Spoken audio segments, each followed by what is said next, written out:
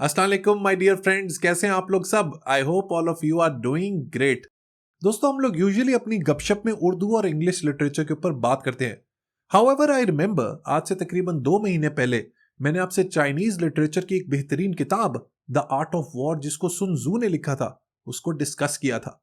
Chinese literature के अलावा Russian और फ्रेंच लिटरेचर भी बहुत डेंस है, लेकिन मेरा पर्सनल फेवरेट है रशियन लिटरेचर, क्योंकि रशियन ऑथर्स जिस तरीके से इंसान की डीपली इंग्रेन्ड साइकोलॉजी को समझते हैं, हमारी डार्क साइड को समझते हैं, शायद कोई और नहीं समझ पाता। Leo Tolstoy, Dostoevsky, Pushkin, Gorky, Turgenev, Vladimir Nabokov, ये वो नाम है जो पूरी दुनिया में मशहूर हैं। लेकिन शायद इन सब में से सबसे मशहूर नाम है लियो टॉल्स्टॉय का, जिसकी आज शोर आफाक किताब वॉर एंड पीस मेरे पास मौजूद है। इसकी उर्दू ट्रांसलेशन जो कि है जंग और अमन के नाम से। ये इजीली सबसे डेंस किताब है जो मैंने अपनी जिंदगी में पढ़ी है। Look at the size of this book, it's so colossal, voluminous. कितनी मोटी किताब है। और इसका जो तर्जुमा किया है वो उर्दू में किया है शाहिद हमीद साहब ने। इससे पहले कि हम लोग वॉर एंड पीस को डिस्कस करें, लेट्स गेट टू नो कि लियो टॉल्स्टॉय था कौन।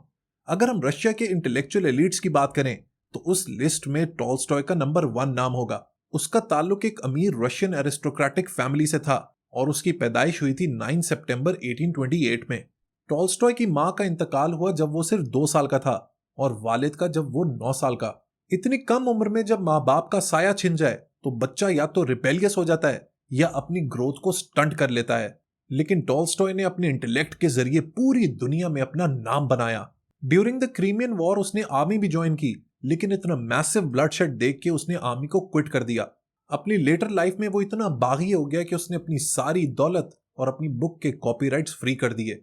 ये जो नॉवल है वॉर एंड पीस, इसको उसने पब्लिश किया इन द ईयर 1869, लेकिन उससे पहले ये वॉल्यूम्स की शक्ल में मार्केट में आता रहा, जिसको फाइनली कंसोलिडेशन मिली 1869 में। अब ये नॉवल है किस बारे में?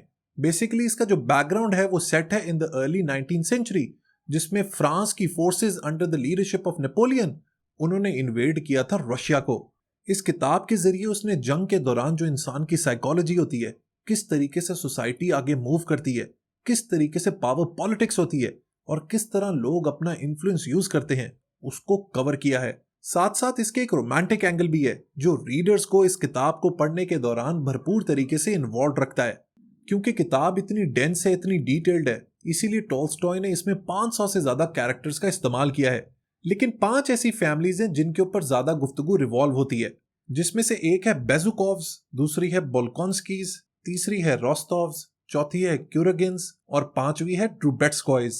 इन 5 फैमिलीज के 3 किरदारों पे आपने भरपूर नजर रखनी है। एक है Pierre Bezukhov, who is the son of a count, और वो अपनी जायदाद, अपनी इनहेरिटेंस हासिल करने की लड़ाई लड़ रहा है। दूसरा है प्रिंस एंड्री बोल्कोंस्की, जो अपनी फैमिली को छोड़ के नेपोलियन के अगेंस्ट जंग करने निकल जाता है।